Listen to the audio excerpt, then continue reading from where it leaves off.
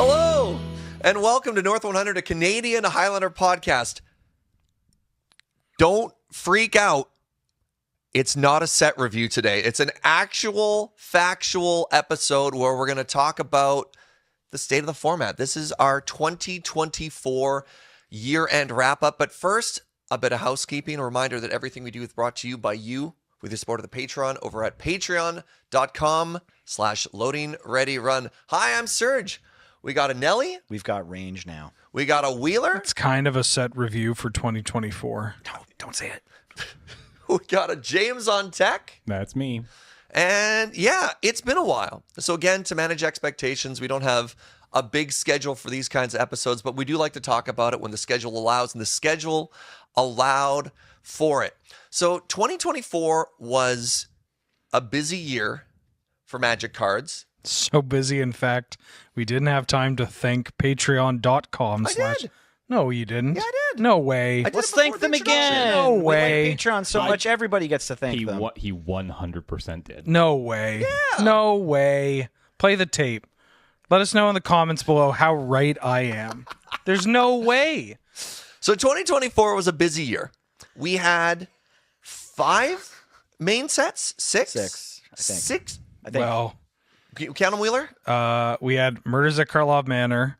We had Assassin's Creed. No. Just the sets, not the supplementary product. Thunder Just- Junction. Yeah. Oh, you just want the Yeah, then we'll get to the other stuff after. Thunder right? Junction. Yeah, that's Modern Horizons 3. Yeah. Bloomburrow, Duskmorn, Foundations. Foundations. So that's 6 sets. Then we had, this is not the Lord of the Rings was last year. Was Doctor Who the first one this year? No, Fallout? we had Fallout this year. So Fallout, Assassin's Creed, Ravnica Clue. Yeah.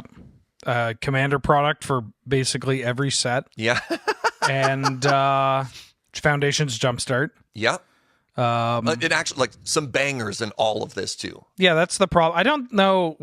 This is why I wanted to slide in the Assassin's Creed or whatever, because it really doesn't matter. It's all the same for Canlander players. Realistically, it's all the same thing. If anything, the supplemental product is typically product not going directly into standard, which means the overall card quality is higher, which then means that but the set is smaller. Sure. So the percentage of cards that end up getting in is about the same. Interesting. Yeah, it's a lot of Magic. Some of it good.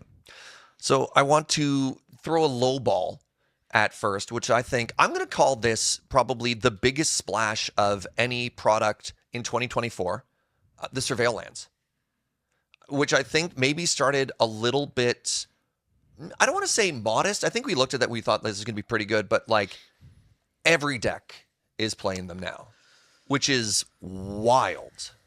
Yeah. I feel like whenever I retell my evaluation of those cards, it started off being these are pretty good, but you might not play them everywhere.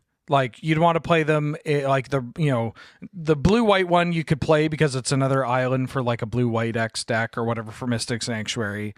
Well, I guess the blue-black one you probably want to Reanimator too.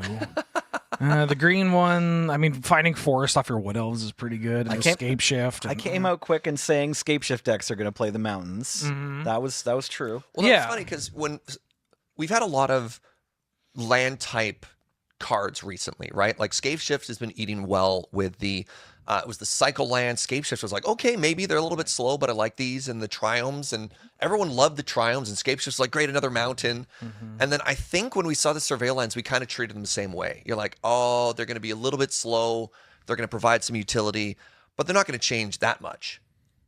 Everyone's playing them. Well, they're really good, especially in 100-card singleton. Yeah. And arguably, I'm on the camp that I think people should be playing more of them.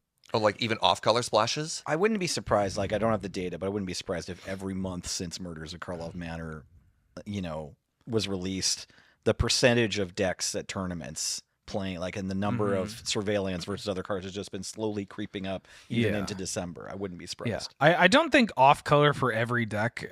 I think there are some exceptions where you might want to play an off-colored one. Who knows? But more so decks, there are 3-color blue decks that might be on the 2 islands because they want their Mystic Sanctuary and they Sure. want their blue mana.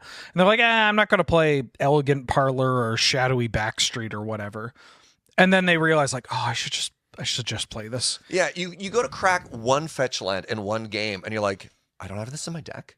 Why don't I have this in the deck? Yeah. Yeah. This is an odd one, and I wonder how far this is going to go. But it's not unusual for decks to splash like an OG dual land for Deathrite activation. But what if the Bayou gets cut for? Is it Shadowy Backstreet? Is that that's Underground Mortuary? Underground Mortuary is the black green one, right? Like, is that just more correct? Because how often do you need it to be untapped? Again, sometimes you do, but right.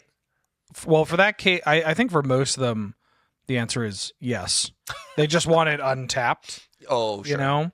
Where I want more players to play them are these 3-color decks, making sure that they have all 3. Or like, I don't know. I heard a Gruul Monsters pilot complain about playing Commercial District. I'm like, dog, you can't complain about that. Come on. Really? They're like, I just have this Commercial District and it comes and play tapped. I'm like, okay. Are you telling me you don't want to have a Commercial District in your deck? Because going into reviewing these, that's the sort of place where I thought, Commercial District will get played in Temur Scapeshift, but it won't get played in Gruul Prowess or Gruul Monsters. And then after a few months, I was like, oh yeah, everybody play all the on-color ones of these, always, and then sometimes play more. But we went into it thinking, these are like Triumphs. You're going to want to play them in decks that have long game plans and are interested in like card gets more value the later the game goes. And then it turned out this is more simple than that. And that comparing to the Triumphs is actually like kind of a mind trap, right? Like they are sort of serving different purposes. They occupy similar-ish like realm in that they come into play tapped, and they late game do exchange themselves in a way for a card, but like you include them for different reasons. And if anything, they kind of occupy like this is going to be a bit of a weird one, like a creature land space. Yeah. Right? We don't really we don't see creature Pretty lands rare anymore. in Canadian Highlander these days. Well, I mean, rare. I'll still sleeve up that creeping tar pit or that celestial colonnade. I like but Restless Anchorage, but you can't put it in too much. Creeping Tar Pit, yeah. Not the other two, not in a while. In red-green, I've been putting Raging... Nope. Red-green. Raging Ravine? Is it Raging Ravine? That's the one. Yeah, That's a that's 3/3, and you put a +1/+1 counter on every time. I got a Raging Ravine in, the counters deck.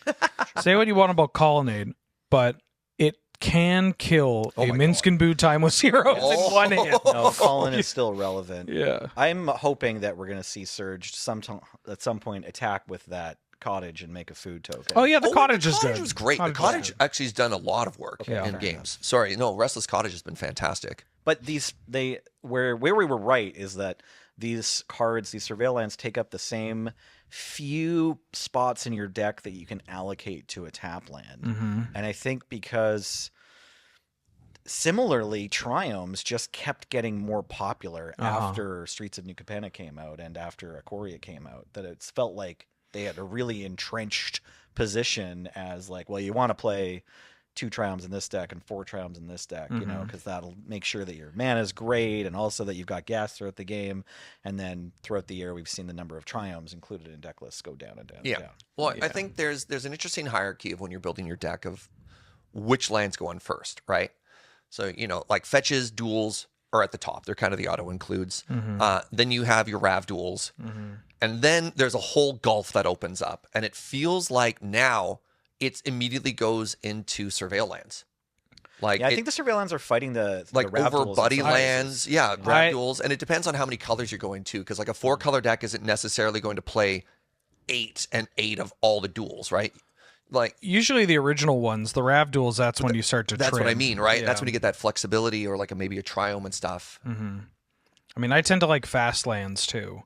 Like the ones that if you have 3 or less, I always get those mechs. The scars? Are those? Yeah, Scars lands. Okay. Blackcleave Cliffs and Seachrome Coast and whatnot. Yeah. So those are auto includes. Like I think those are auto includes for me. Is the like I get my fast lands, like fetches, OG duels, shock lands, surveil lands, fast lands, utility lands, and then I mean utility and fast lands are kind of interchangeable, but like pips. So the it all kind of boils down. curious. My I'm curious. Yeah, philosophy yeah. here is the best mana based builder in the format, which I will take that claim. Interesting. Yeah. I'm washed up. Everybody knows it. I mean, sure, I could still go down to the shop and clean up a Monday night or whatever, but that's always been the case. But I'm washed down up. from a mana-based challenge. I'm washed up. But I see these cool deck ideas that people build, folks in the community, either locally or online, and I'm like, damn, this is a dope deck. They put in the reps. I look at that mana base, I'm like, ugh, that is. And my thought is that the format is sped up, right? Yes. It's every deck can play out threats now. There are very few decks, like even the control decks, right? They have Ragavan and Darcy and whatnot. So it's every deck is playing cards onto the board. And so there's the idea that because of that, you don't want to play too many tapped lands. Yep. You don't want to stumble. You don't want to stumble. Right? Yeah.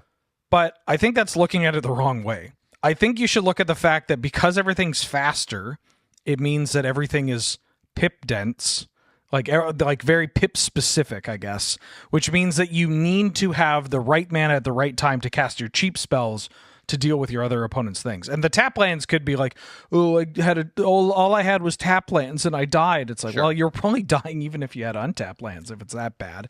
And so instead you just like play out your tap land. Like playing a tap land on turn 2 is not as bad because we have 15 different lightning bolts now, or fatal push variants, or like, we have stern scolding in addition to your spell pierce and your spell snare. Like just the other 1 mana cards that you can have make the tap lands a lot better, in my opinion, not worse. I think that's something that people aren't really locking onto as much. It's like, just play a tap land on turn 1 or turn 2 and then go off. Or just, play it when it's good. I will say a good friend of mine who recently claimed to be the best mana-based builder in the format did drop a quote that is surprisingly simple and yet also kind of profound. Play lands so you can cast your spells. Is this Tyler? No, it's you. Oh, me. I said it? Yeah, I said it. You said that earlier this year. Remember when I did the Loading Ready Run Patreon pitch at the beginning as well? No, I don't. If you can cast spells are so good nowadays. Yeah. If you can casting spells. If you can cast your spells, you're probably winning the game. And like the tap lands can maybe say like, "Oh, I'm not casting my spell," but I don't know. Magic's a pretty what's the word I'm looking for? Fun game.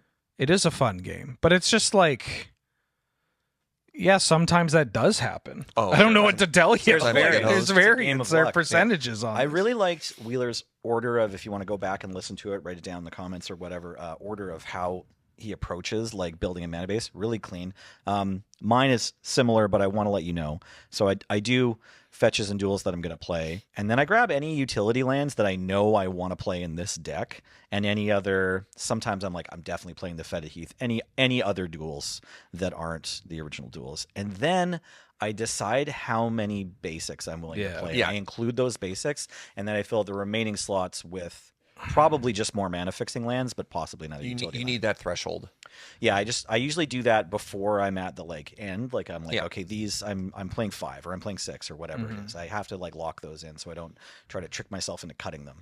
Love because I will. Yeah. Love the 3-1-1 or the 2-1-1. That's my favorite spread. Sometimes you're only on 1, sometimes you're only on 2, but you make that decision going in, right? Mm-hmm.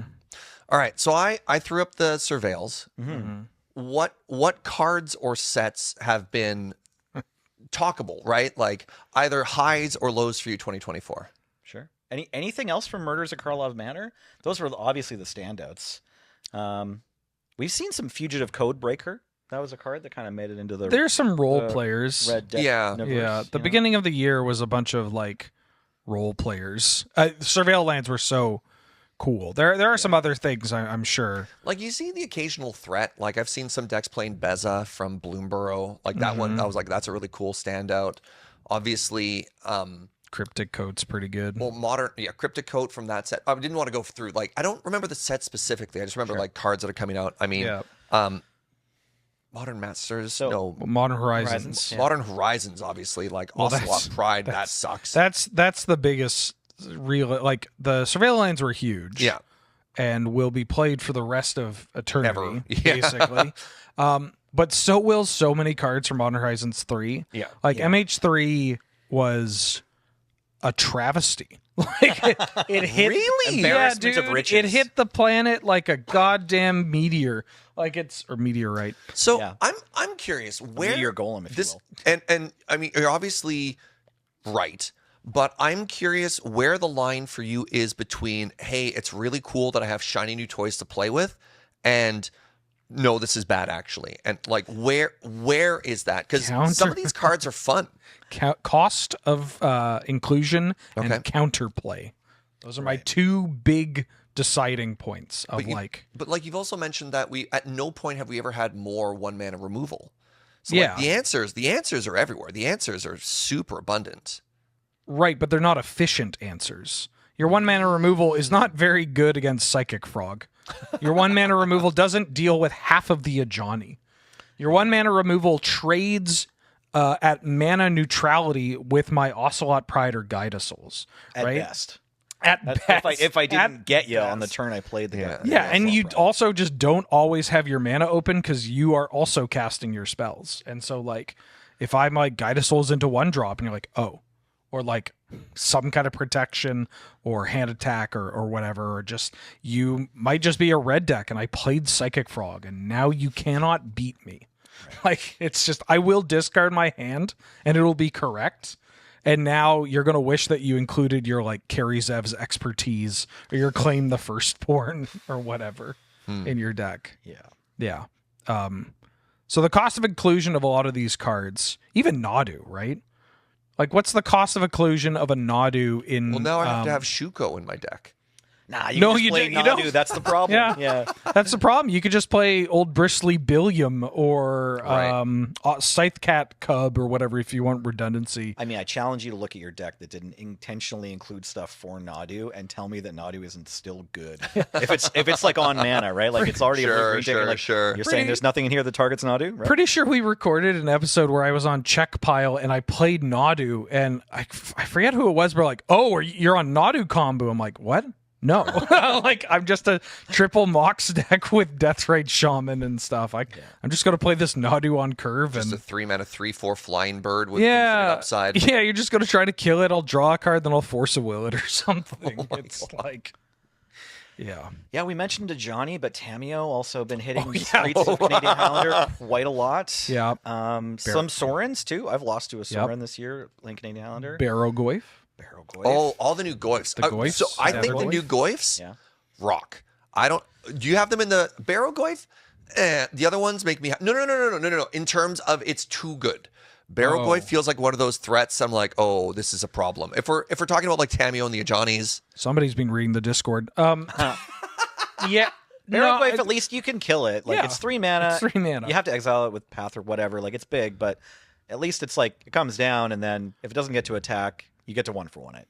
Like if you have the card. Yeah, right? if it's a 3-mana card that isn't a recurring threat that makes multiple game pieces or whatever, right? Yeah. Then I'm like, oh, yeah, this is just like, sure, sometimes this card's absurd, but also like, wish you yeah, didn't have a lifelink.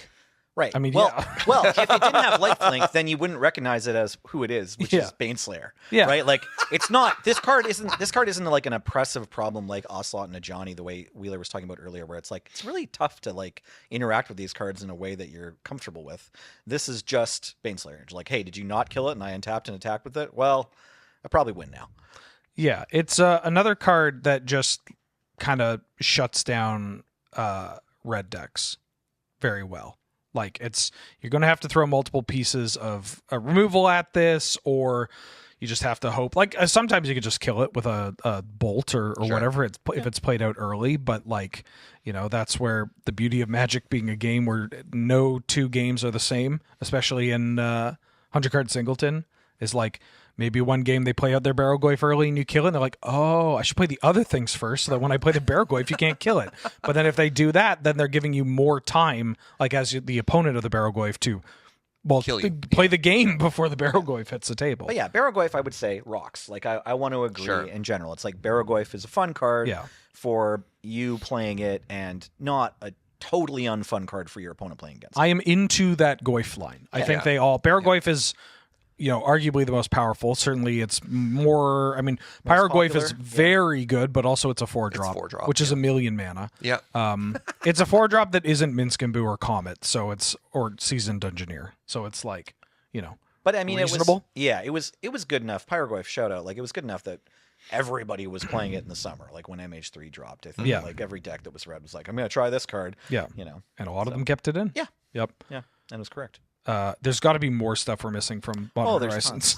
There's just so many. Yeah. I'm trying to remember what the best card that Eldrazi got, because that was another important part of that. Maybe the Rumors or something. The one Malevolent Rumble. Oh well, that ended up not being like an Eldrazi card, and it's just like a card that people slept on until they're like, wait a minute, this card rules. Right. Okay. Yeah. But it's an Eldrazi coded card, so I don't know, we could talk about it. Getting what's the word? Sorry. The spawn. Yeah, getting a spawn and kind of enabling your plan of getting a bunch of stuff in your graveyard. Yeah. Right? Blocking for you and making mana. Well, here's a question. Why don't we shift to the decks that we've been playing? Because it kind of ties hand in hand with this too, right? Like new cards have been coming out and they made some strategies stronger. They made some strategies weaker. So my 2024 journey, we can describe as, we'll call it the all-you-can-eat buffet of the food deck, where basically much like in real life, I kept going to the buffet until I hated myself. That's my journey with the food deck, where, Lord of the Rings came out, we got all the hobbits, and I thought to myself, oh my God, food is so cool. And I started cooking. And then Bloomborough came out, and I was like, oh my God, so much food support. I should just eat more. And then Foundations came out, and I was like, please. Too much. I'm not having fun anymore. It's just a wafer thin mint. Yeah. And what was it? What was the 5-mana? Bloomborough was the bear. That's the land bear. What was from? Yeah, 6 mana, Bloomborough, right? 6-mana bear. what was the 5-mana food card from Bloomborough? Blue. It's green and black. It's a cat. Oh, Igra. Igra, whatever. We're talking these finishers, right? These legitimate threats in the food deck where I'm like, okay, I could go combo, I could go aggressive. Bloomborough Commander product gave us Hazel's Brewmaster, top tier threats. And yet I just could not pull this deck together, which was really quite upsetting. Other decks that I think got a lot of support and were really fun were Red White Equipment and Boros Equipment. No, that's the same thing. And Naya Equipment are two decks that I have. Kind of the same thing. Well, kind of the same thing, but faster and meaner. Yeah. Right? I don't think there's too many standouts from this year. Like, there's just decks that I had fun with that I played and got some cool new cards. I mean, obviously, Ocelot Pride went in my red-white decks and the food deck. Mm-hmm. Can't think of too many other inclusions there. And then the last deck that I really had fun with was Blue-Black Tempo. And this was a standout from Modern Horizons, was the Magus of the Blue Moon. Oh, the Harbinger of the Seas. Harbinger of the Seas. Yeah, there's the card we forgot. Yeah. Yeah. Well, no, I had some others I wrote down too. And, but that card does and matter basically, for sure. mana denial strategies in the new Surveil Land meta was incredible. So all of my red decks have been playing Blood Moon, Magus of the Moon, trying to shut them down. And then when I went into Blue-Black Tempo, Harbinger of the Sea, and this mana denial package, taking advantage of these 3-4 color blood deck, check pile decks, and trying to find a way to asymmetrically change the board and build my deck in order to take advantage of it. I don't know. It was a good year. I definitely missed on food. I invested a lot of time. Look, I'm happy with the journey. I'm happy that I did it, but I'm going to be putting that one aside for a while. Mm-hmm. Need to digest, go for a walk. Yeah. Maybe Have a some nap. salad before I have more dessert, right? Right. Maybe there'll be time for another meal in 2025 or later. But yeah, you certainly put the reps in, trying out all the food cards that came out. I certainly put the reps in. Okay, so I started my year excited to put these Surveil lands into Team Escape Shift. Yep. And I was playing a bunch of that deck around MatchCon Chicago and some North 100s and maybe even a YJ tournament in the early part of the year.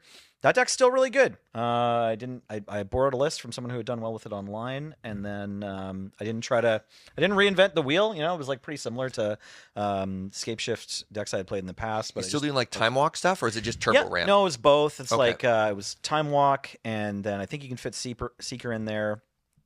And then one or two 5-mana time walks, and then a bunch of ramp stuff. This is my first time trying out the Hercule card from Brothers War. That's not from this year, but I liked that card. 3-mana, 2/4 legendary, and then it draws a card. Yeah, We'll get to it when. Yeah, you also played that card to this year and don't like it, right? And then when Outlaws of Thunder Junction came out, I really wanted to try Simulacrum Synthesizer. Oh, right. Yeah. So I spent a bunch of the middle of the year trying out Esper and Grixis artifact decks. So I tried out Esper first. I think I was a little bit more successful with it, trying out again some more Brothers War cards I hadn't played with before to combo with this, along with lots of classic old Mirrodin cards and just good artifact stuff. Yeah, this is where your Tamios are coming to play, right? For sure. Yeah, I also played like all the different Urzas. And I played like, I love playing like Sculpting Steel and Phyrexian Metamorph, so I was doing that next to this. This was an interesting card. It's certainly my favorite card that came out of Thunder Junction.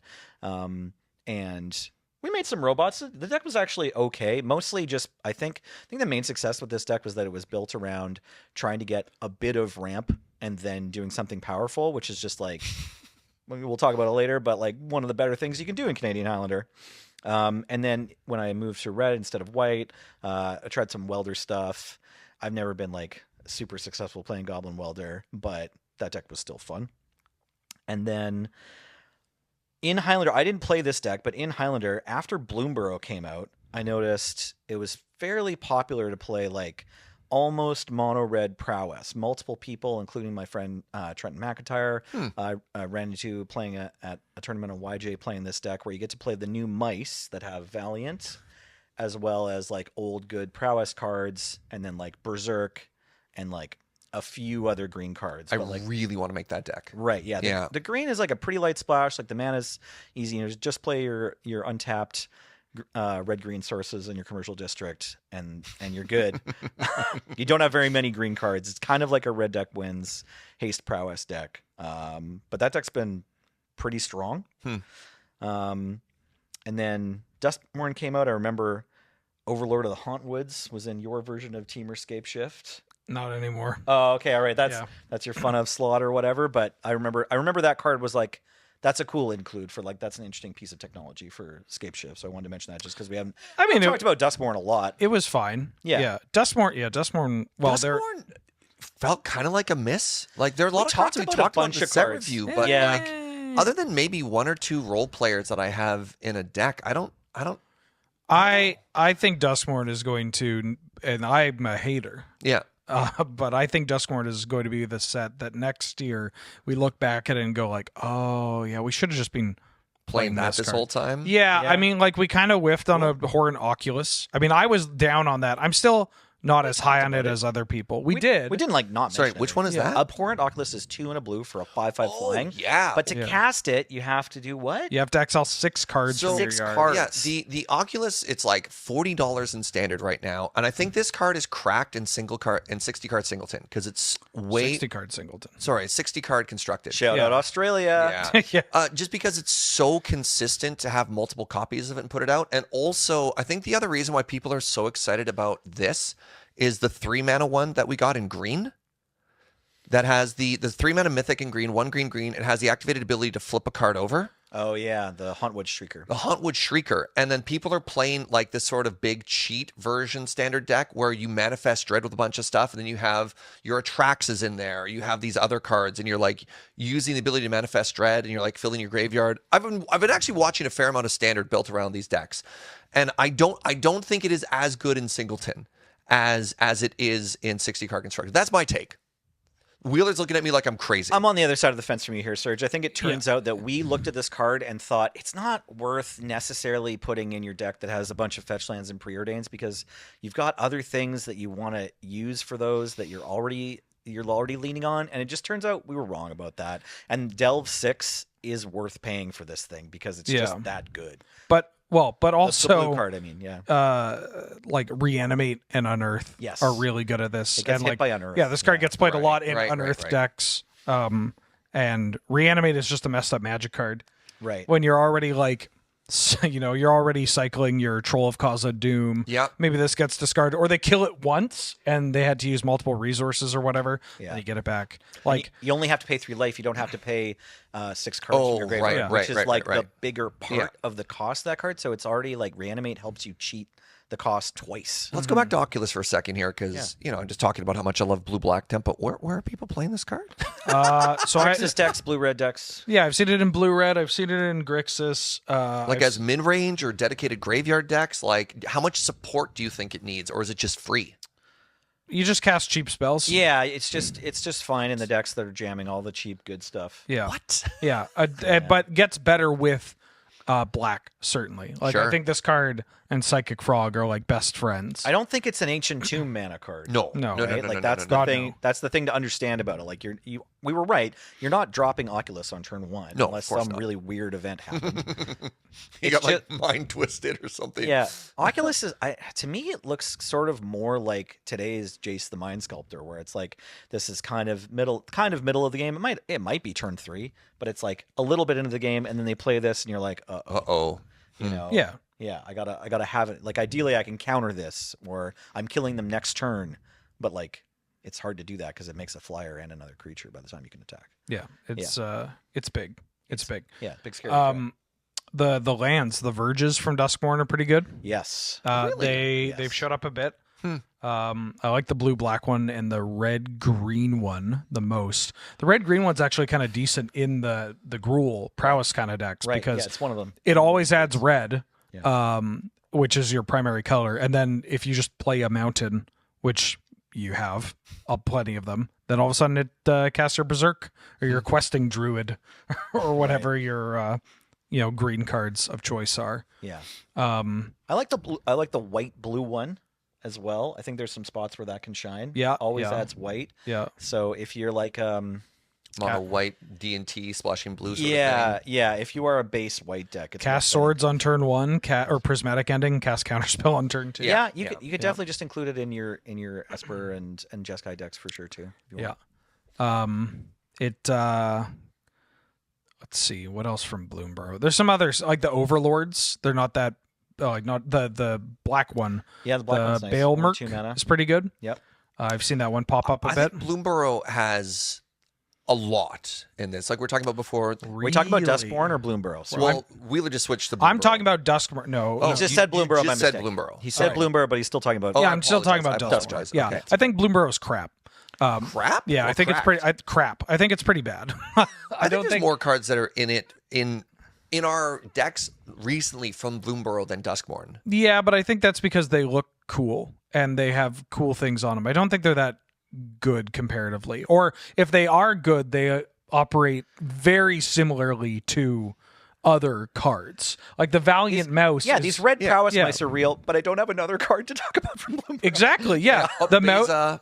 Who? Beza. Beza. But Beza is Beza- so niche. Beza right? also, to me, kind of feels flavor of the week. Like it's a Yeah, 4-drop it's and white. a timely reinforcement. Yes. You know, a lot of that. Yeah. 4-drops are tough, man. No, You know, that's fair. Like next Paw, year's 4-drops are going to beat it. Paw Patch Recruit, pretty good. Yeah, The Recruit's 1 cool. mana 2 one with the Offspring, but even then it's just a 1 mana 2 one. Gets a little better later. We have a couple of those. Yeah. Like that's my thing with Bloomborough is that a lot of it the cards are just like sure it's a little bit of redundancy or redundancy whatever. cards. Cards I That's was fair. like the most excited about from Bloomborough were like there was like 3 or 4 2-mana accelerants. And then Yes. in the very next set, they gave us Spider Toy. And I'm like, oh, this is better than all of them. Yeah. And like still only kind of playable. I mean maybe there's some other card from Bloomborough that I'm like missing on like I don't know. Pawn Prophet is kind of a cool thing, Yeah. but shows up so And infrequently then they because just gave us the mono white one as well. right, they made a better one. Yeah, right. Like Kinda. Profit's kind of awkward, right? It depends what colors you're in. Sure. Yeah. Yeah. It's I think Duskmourn will age a hell of a lot better than Bloomborough in terms of like gameplay and the cards. Sure.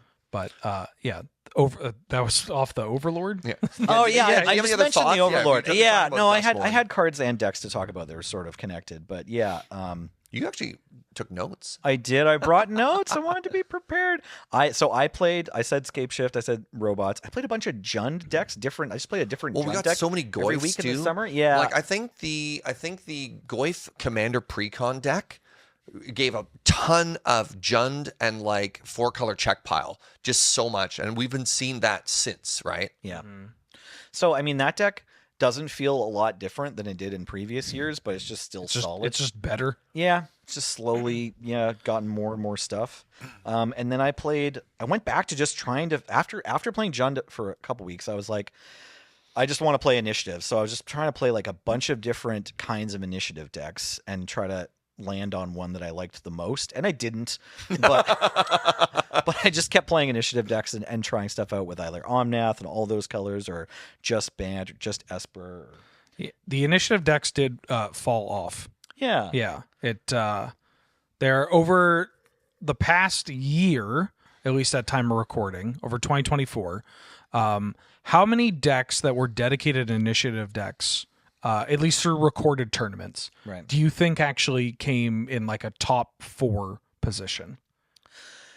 Sorry, what do you mean? Yeah, Like from the start of the year compared to now, or like total? Just throughout the whole year? total for 2024, because there are a lot of folks, we see them in the comment section that are like, the initiative is bad or like it's terrible bad to for the play, format, bad for the yeah. format or whatever. Right. Like the initiative's too good, and like what they really mean is that White Plume Adventure before I can do anything is too good. Yeah. But there's a lot of complaints about the initiative as like a whole, and especially the like it's so boring when I just fight the player that goes like initiative into initiative into initiative. But like over the past year, it's like 3, Sure. Sure. just 3 decks. It's dropped. Oh, right. Yeah. Yeah. Turbo initiative as The- opposed yeah. to one card. One The or two truth cards. is Yeah. that like turn 1 or 2 White Plume is terrifying. Yep. Yeah. And Seasoned Dungeoneer is a really strong white 4-drop that often ends the game. Yeah. Like those are kind of facts. And if you want to like do like I did in early fall and just like focus on trying to blink your initiative creatures as much as possible and just win through like initiative degeneracy, it's like that's not actually a much stronger strategy than anything else you might be thinking of. It's not Yeah, overpowered. that's fine because you're playing a lot of crap. It- You got a lot of draft chat. Yeah. It also reminds me of the evolution of the Monarchy when it was first introduced, because Mm-hmm. we used to play a lot of Monarch cards, and it's basically now settled down to maybe you play Palace Jailer, maybe. But there used to be Custody Lich. People used to play. There's a land that for 5 mana would introduce the Monarchy. Oh, Throne of the High City. Because it was interesting, because it's like if you were a control deck, once you locked in control, you could introduce the Monarchy to generate card advantage. Or if you're playing against a control deck and you wanted to apply pressure and they didn't have a threat, you could introduce the Monarchy. It was a really interesting sort of middle game. And then people eventually realized, oh, if I introduce this thing and I can't hold on to it, I just lose. And I feel like the initiative might be going through a similar journey, as we said, as creatures get better and better. Like Ocelot Pride is like cool initiative, thanks. Yeah, it's just people hit the board so quickly, so it's hard to be like, oh, my court. Like I was going to keep this court active, or like I guess the Court of Garenberg came out, which is a new Monarchy card that people are playing. Well, new. it doesn't even see that much play anymore. Yeah. Like at least not in top tier, like top performing yeah. decks or whatever. Right. But Those cards are fun. yeah, they're The and, court and like cards are fun. court can be good if you like snowball ahead of Yeah. people with this Yeah. thing, or fall from favor, right? If you just like lock down their one thing, you can really start ripping cards. The one Monarchy card that does see a lot of play is Aragorn. Yep. That's a And big one. Fourth. Yeah, fourth Aerolingus. Fourth I mean, fourth Aerolingus. Aerolingus is a I know monarch- it's not a Monarch card. Yeah, but it has a word on it, Yeah, right? No, you're right. Yeah. Just kind of kills. It probably people. those two probably from Lord of the Rings probably are the most played Monarchy cards Yeah. today, even above Palace Jailer. of them Yeah, got that's pointed. fair. That's fair. I didn't think of them That's as right. Monarch cards, so I That's think of them right. as finishers. But I digress. You were talking about the fall off of the initiative as a result of new sets. Yeah, it's just it's not the boogeyman that people online can make it out to be. It is it feels bad when somebody gets it down very quickly. And that's mostly the downside of White Plume Adventurer or Moxen, Sure. Yeah. right? If I may, very quickly, I just want to. Were there any other decks that you wanted to talk about? Because we keep getting out worries. there, so I want to give Wheeler a chance to talk about decks as well. absolutely. Before we, I played Eldrazi Green as well a bunch at the end of the year, but it wasn't that much different than it was before. Path of Annihilation was a surprisingly decent card. It's a 4 mana enchantment, but it lets all your Eldrazi's tap for mana. So like it's deceptively like ramp to huge mana card, even though it also gives you 2 chumps you can block with. So I liked playing with that card, even though I wouldn't say like this is the card that breaks Eldrazi green wide open. It was just a card I tried, and I was like, oh, this sometimes just sort of pays for itself in the same turn. But yeah, that was most of at least my 2024 Highlander career was those decks. Cool. How much did you jam this year, Wheeler? Not as much as I wanted to, but Sure. I did actually play a considerable amount, just not a huge amount of tournament play. Sure. I tried to play the tournaments when I could. I did, very funny enough, manage to squeak out a tournament win like a couple of weeks ago. Oh, nice. Yeah. My man. Which was nice. It was like, hey, still got it. But yeah, and part of it was my fault because I started off the year playing a little bit of like Paradox and Eggs. I think Eggs is mostly dead right now. You kind of have to. It needs like a glow up. It needs to be built from the bottom up, like to really take advantage of it. And right now, I just haven't done it because it's such a goddamn nightmare. Sure. That's what everyone else thinks looking at that deck list. Yeah. Or watching anyone play. It's So, like, and I was playing better you than me. I was playing Paradox, and I was like, this kind of does a thing, but I'm not super into it. Similar things, right? Both of them draw 7 decks. Right. Not the best into Both play Bowmaster, Shieldred, Hullbreacher, Yeah. Oppo. Razorkin. Oh, Yeah. God. Yeah. The new one goddamn. And so I played a bit of Time Vault, and that was just like, I'm going to do it. I'm just going to play whatever damn deck is like really good, and just I don't care how soulless it is, because I have, as I'm sure people that have watched some of the year-end championships, I got an interesting relationship with Time Vault. And that deck was very strong, but also was not very, it didn't do it for me. So I was kind of like MKM was a bit of a for me personally. And I was at a kind of a low point with like wanting to play these cards. But then as more cards got released, it's like as more sets came out and I was playing more and I was trying different decks, I built Bant Beans, which Yep. Wilds of Eldraine, not a set from this year, but you know, I was like, yeah, Beans just feel so good. And I think there were some changes in the points around this time, or maybe they were also from early 2023, that just the idea of like drawing cards with up the beanstalk out off of like a Solitude or a Terminus felt very good. I didn't want to go back to Jeskai. I haven't played any Jeskai this year because it's just I'm trying to feel something here. But it had a lot of that Jeskai control vibe, where like old school Jeskai control, where it's like I'm going to Mystical Tutor for this Terminus. I'm going to kill your things. Are you just waiting a whole year to play Jeskai again so that when you play it for the first time, It's going to feel it's fresh. like having your first cigarette ever or whatever? Yeah, I completed my set of Jeskai FBB duels and like, well, see you next year. Like that was a big project for this year, and I just was like, all right, well, I guess I'm not going to play with these. But yeah, the Beans deck felt great, especially with MH3 coming out. It felt like getting Tameo for that deck felt pretty good. Yeah. Even if it's just kind of one card. But then I moved into Scapeshift, which has a lot of similar kind of vibes, because that Beans deck, my favorite thing to do with that deck was using Teferi 3 to Scapeshift on their end step to get Field the Dead in a bunch of lands, and then I just kill them with these stupid zombies. It's like Splinter Twin, but instead it's Scapeshift. Mm-hmm. Yeah. That deck was dope, though. I got to play Gideon Jura in that Bant deck because I really I like Gideon Jura. I think that card is still just like fine. Draws a card off. Well, that's interesting. You would have been playing that around sort of like the peak of Initiative in 2024 as well. Yeah, so that'd have been a neat time to be playing Gideon, right? Yeah, it was pretty good. Just they all attack Gideon, then a Gideon attacks you, takes your stuff, and then I Takes just your kill your initiative creatures. back, maybe. Yeah. But then I switched to Scapeshift, which I don't know why, because I've never really liked Scapeshift, and I haven't really liked like the Curb Your Enthusiasm deck. Like Okay, blue yeah. green You didn't really turns like was never blue-green tank turns? just wasn't my jam. So, but that's part of why I wanted to play it. Is like I just never really played this even back in the day. Push yourself to grow as a player a little bit. Yeah, just try out some new stuff. How easy is it to win a tournament if I just bring Nelly's deck? Yeah. Well, I think I pulled from the same player online, Hikim. I can't remember. Hikim I'm sorry. 17. Yeah. I cut the Hercule. Okay. This is the thing. I looked at the deck. I'm like, this is kind of cool. This is fun. Like, it just started out as Rug. I played with it, and then I was like, I think I can maybe do this better, or at least more fitting to what I like to do. And so I took the Rug Scape Shift deck that had all the turns cards, extra turns cards, and beans, and I added black. And I changed, but only for one card. I added black for Demonic Tutor. And I changed my point spread to be Time Lock, Demonic Tutor, Mystical Tutor.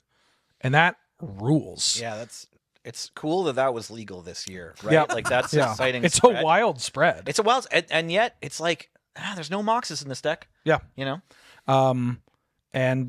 Just being able to Demonic Tutor for Time Walk is really good.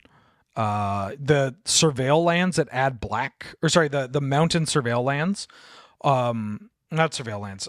What's Triomes? The Triomes. Mountain Triomes. I mean, obviously adding Surveil lands made that deck yeah. a lot better because when you're taking extra turns, sometimes you're just like, I just need to hit my lands. I just need to play lands. And the Triomes gave me more black sources that also added additional mountains. So like the genuine issue of I can't scape shift, I don't have enough mountains. Like very like was Making it a 4-color deck so it makes it better. It happened back in the day a lot. That is so troll. It's like the biggest joke in the community being like, oh, my mana is so bad at 3 colors. I'll just add a 4th color. Yeah. Now my mana is better. And somehow. dude, I would draw like half of my deck before I found Scape Shift. Have all these lands in play, and I'd still be able to Scape Shift for lethal with that. Thank you, Surveil Lands. Yeah, that felt great. And that deck was also me trying to push how many tapped lands a deck could play. Because that deck played, I think, 9 or 10 tapped lands. Oh, between Surveil lands and like Surveil, Triomes and all stuff. my Surveil lands, all my Triomes. Yeah. Maybe a creature land. No, Probably not that. Didn't have room. I just needed to Just put more those two. Triomes. Right. Yeah. I was on like 5 Triomes, 3 or 4 Surveil And lands. maybe you count Mystic Sanctuary, probably that worth counting. because sometimes you play it on turn 1. Yeah. Valakut, that's a tap land. Valakut is a tap Yeah, land. and I was on like 40 lands. Yeah. It was You kind of have to be. that sometimes deck. in those That decks, deck right? felt great. That deck felt awesome, and got a lot from MH3, and got some cool stuff from Duskmourn, but less cool stuff than I wanted. Like I wanted that Overlord, the green one, to be good, Right. and then it ended up turning out where I'm like, I cut it just for like pick your poison. Sure. Because I wanted something to kill Murktide Regent. That's what that deck really struggles with is bigger creatures, especially big flyers. And so pick your Got like a poison cryptic command it needs to use as an unsummon. or a mystic confluence and whatnot. Yeah. And it just was nice to have something that I could like a demonic tutor for and just like hit their Abhorrent Oculus or the Murktide or whatever. Is Pick Your Poison the second best card after the Surveil lands that come out of Murders? Probably second most played, honestly. Like, Pick Your Poison's in a ton of stuff. How funny is that? This like common draft chaff card. Yeah. And it's the kind of card that honestly I wouldn't always play in Highlander. It feels like overcorrecting. But for exactly that deck where it for was that like, deck, it seems good. well, yeah, I could just like hit their Blood Moon. That was pretty important too. Oh my God, yeah. Right? I'd want to get basic green or basic blue so that if I get the basic green, I could then use my ramp to find basic blue, etc. Or activate Beseiju. But now I could just find Pick Your Poison and cast Pick Your Poison. And then I've settled, like the past month, I've been playing Citadel Storm, which is a Tinker Bolas' Citadel Storm Shell. I've been doing 2 things. I thought you were telling me the name of another video game, just like on a tangent. no. I've been playing this game on my phone, Citadel Storm. I've been playing. Good Use deck my name. code now. I've been playing Esper 3 Animator in the sheets and Citadel Storm in the streets. Okay. The Citadel Storm deck is like a Tinker Storm list that looks to just get out Bolas' Citadel, and that's it. Nice. I kill you with Aether Flux Reservoir Sensei's Top. It has an actual like Boomer Storm line which is really funny because the Discord channel about it are like, yeah, I don't really storm that often with it. You know, that's kind of like I think I want to cut it. And me, I'm just like playing this and be like, ooh, Cabal Ritual, Yogg-Will, play these baubles, like tendrils you twice or whatever. Yeah. That deck has felt a lot of fun, very challenging to pilot too, which is weird because it's so easy you just find Tinker and cast it. That part's real easy. It's not dying to your own Citadel. Right. Or like Before you lightning assemble bolt. the You're like, yeah, no. that deck also plays Timely Reinforcements and Sunset Revelry, the baby Bad timely timely, yeah, little reinforcements. Get a Yeah, pizza in there. Come on. yeah. But that gains you 4 and costs 4, right? Oh, it just sorry. breaks even. Right. You're not up on renewed faith. Maybe I did think about Revitalize. Right, that's the 'cause you're 3 mana, Esper. and you gain 4. And you draw. Oh no, Revitalize is 2 mana. 2 you get mana 3. gain 3 draw. There's also 3 mana gain 4 draw, isn't there? But that card's just There's a worse. couple of those. Yeah. I'm not on survival cash, by the way. Yeah. Rebound doesn't work. I don't cast it from my hand. Right. Yeah, that's been my like bring to tournaments. I got a turn 1 with that, which felt great. Okay. That was like, ooh, I'm back, baby. Right. And I will actually share this. I played against local RDW pilot, Red Menace, Greg VH. Greg VH, the Red Menace. Yeah, just like always on Gruul Blitz or RDW or Medium Red or something. If you watch the year ends, you've seen him basically every year. And him and I have had some fun matches where like in total, I think across 2 matches, we played like 8 turns. Okay. And Only both degeneracy and both from and the both start. of them Sure. both of them going to game 3. Like Yeah. and it just I turn 1'd him the first week I played against him, and the next week I like turn 2 him, and he's just like so peeved, and he has this like he's on the play and he goes land or turn 2 he goes land Roiling Vortex. Okay. Which is like a 2 mana enchantment that says whenever a player casts a spell without paying mana for it, they take 5, and then it deals 1 to each player, and then an activated ability for red, players can't gain life this turn. Sure. And I was like, oh Christ, like that's bad. He untaps, goes land Maddening Hex on you. So whenever you cast a non-creature, roll D6, take the result. Yeah. And I'm like, dude, and it was so it got me on tilt because I had the like Chain of Vapor style card. I was like, oh, Maddening Hex. I'll just bounce this and kill you. Right. And then he's like, or the Vortex. And then he untaps, Maddening Hexes me. And I try to kill him through Maddening Hex, and I get down to 1 with like my big reservoir in Aetherflux Reservoir turn in play. I still die, but it was a rip roaring good time. In a very small number of turns. Yeah. Yeah. And then the other one is this Esper deck, the Esper 3 animator, which is something I stole from Gladiator, which is like, what if we just reanimate all the busted 3 or less cards? Oh, just That's all you in on play. Unearth. We just play and, like, all the unearths. I'm just on like Unearth, Helping Hand, Reanimate, maybe There's been a couple of, Savine's like, Wreck. baby Sun Titans as well lately, right? That there's smaller Sun Titans that also hit smaller targets. So that's kind of hot, actually. Like I had this Esper deck that I played on Paper Fight where I lost to Serge, and I was like, that can't be right. So I had to go home and recreate the entire deck. I don't know. It's just like we were talking about with like a Johnny and Ocelot Pride and Sure, stuff. It's sure, like, sure. okay, you kill it once. What if you had to kill it again? Sure. Is basically the mindset with that deck. And it's not exactly where I want it to be, but I get to play the new Kiora, which feels kind of cool. Emperor of Bones. No, I think her title is something else. No, Good. We forgot Emperor Bones, one of the forgot most Emperor Bones. messed up cards from I MH3. didn't Yeah. forget it, but I mean, Yeah. I didn't forget Emperor Bones, but we didn't talk about Emperor Bones. we didn't even talk about any of the 2-color lands. I know. All right. Arena of Glory. Oh my God. Yeah, or those. Yeah. So, favorite set or top 2? Wheeler. Oh, God. My favorite set is also my least favorite set in Modern Horizons 3. Yeah? That's fair. Yeah. Nelly? My favorite set this year personally across Magic the Gathering was Duskmourn because the limited was so good. But for Canadian Highlander, I just want to give it to MKM. It's just gonna have the most lasting impact. I think. Surveil Lands. Yeah. Yeah. Foundations. Oh, okay. I feel maybe we've got some recency bias on it, but we didn't really talk about it at all. I think Foundations is cracked. Are there cards from Yeah. cards from Foundations? Yes. There's 2 new Aristocats. There's the one black mana Doom Traveler, Infestation Sage, and in the Jumpstart product, the Jumpstart product, we have so much. The Wriggling Grub. Yeah, the Wriggling Grub. The Hydra. Yes. Yeah. Right. Bunch of sweet +1/+1 encounters cards from that. So I'm pretty stoked about that. Any lessons or takeaways going into 2025? So for me, I finally got back into tournaments since the pandemic. And I got busy again and I stopped, but I had a couple of months of going regularly and doing pretty well. And I want to make a commitment to trying to go again in 2025. And the other takeaway I've had is I think I've grown a lot as a player, especially in reflecting on if I want to win, I need to stop doing the Serge things, and there's a little bit of tension there, and it's ultimately been good. Hopefully people have seen a growth of Serge Jaeger as a player, and I'm hoping that by getting back into tournament scene, I can get back to form, because I don't think people have ever seen me when I was really grinding and really playing a lot of Magic. I give you a lot of crap, mostly because it's funny, and I've known you for way too long. Oh, yeah. But to Serge's credit, this is a two-parter that the first might sound like a bit of a burn.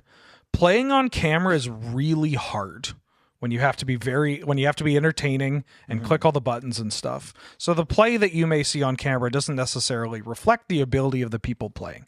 Magic's a hard game. You're only seeing one match, whatever. I can second that. But yeah, I mean, showing up to events and you're just killing people. I think didn't you hit the finals like 3 weeks in a row or 2 weeks in a row or something? Yeah. 4 out of 6 weeks. When you like that. Oh yeah. And when you play good cards and funny that, right? Yeah, when you play good cards and you don't have to explain the line out loud to your opponent. Yeah. You're killing people, dude. I think that's an admirable goal to have, too. Give Serge a good deck and don't make him introduce every match to the camera. Yes. Just put away this man's Hazel's Brewmaster. Oh, that card's actually good. All right, yeah, hide his Astrid Peth and Steel Shaper's Gift. Astrid Peth is also good. Yeah, okay. Yeah. Okay, so I wrote down some lessons. I actually didn't see a lot of Blood Moon, but then you two both talked about it. So maybe I just got lucky because it felt like Blood Moon should have had a real year with like how much the land base that is available to us pushes people to have 3 and 4 color decks.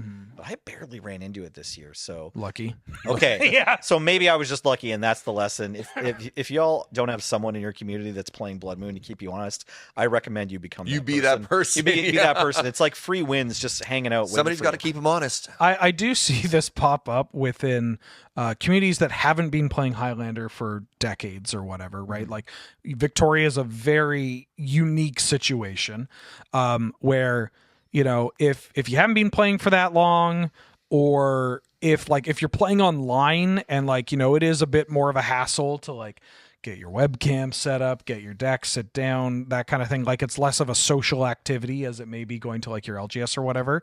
Like, yeah, you might run into fewer people on like Boros. I can't say ruin your evening. That's the thing. On Boros, like, I don't care about your feelings, sort of, kind of like, you know, the decks are like, hey, good luck. Anyways, Ancient Tomb, Spirit Guide. Yeah. Blood Moon. Because there's a lot of those running around when people are like jaded and they just want their store credit and they're like, I'm going to beat so-and-so. They've kicked my ass the past 2 weeks. Yeah. I'm finally going to do it, you know? Yeah.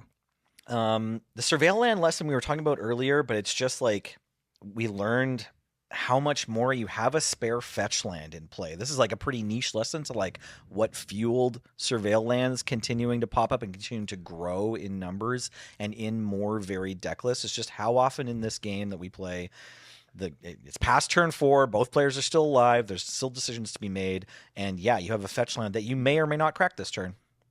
Yeah. That's all.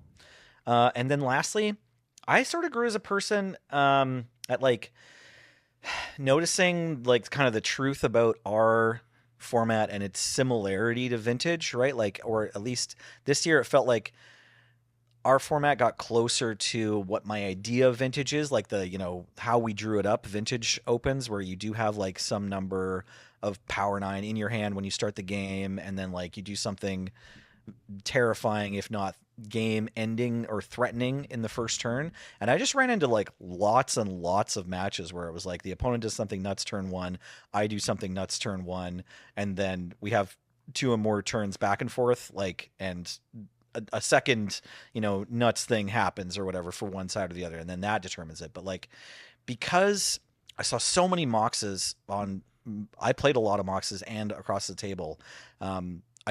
I think I grew a little bit at mulligan evaluation. So I got a little bit better, and I've been playing since like 1993, and I've never been great at mulliganing. Like, it's a part of my game that I'm always kind of weak at, where I'm like, well, I don't really want to play with fewer cards now. Like, it's hard. So I sympathize with you. If you're watching and you're also terrible at mulligans, like, it's okay. We're a big club.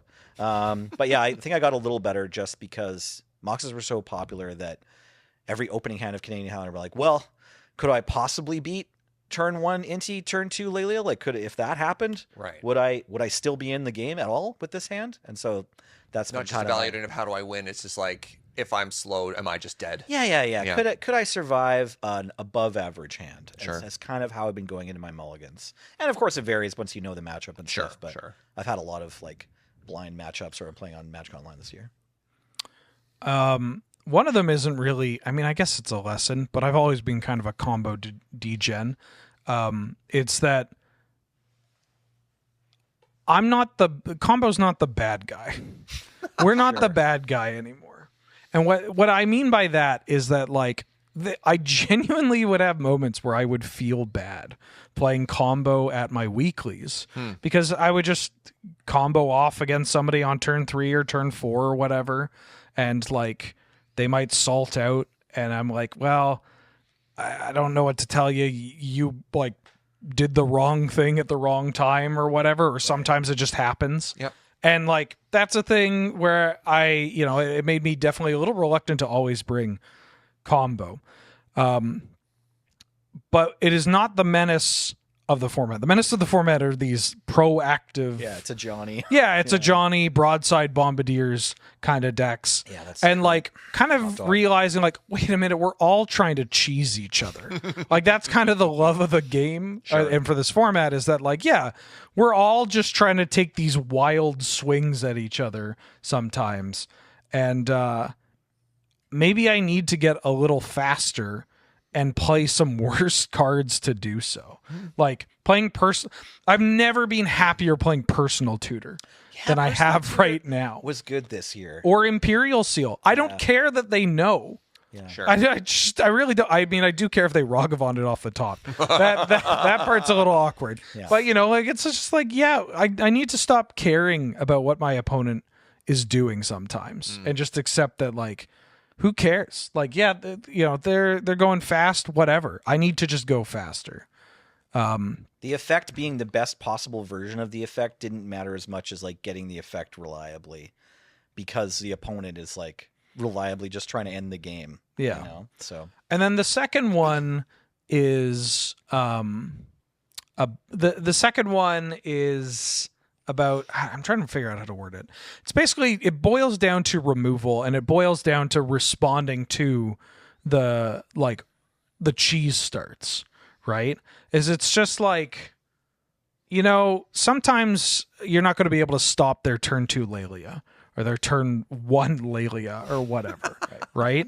But like, I can stop them from untapping with it a lot of the time. And by playing more removal, you can get away with that, because a lot of these threats aren't the kind of value that you would. It's not Thragtusk value.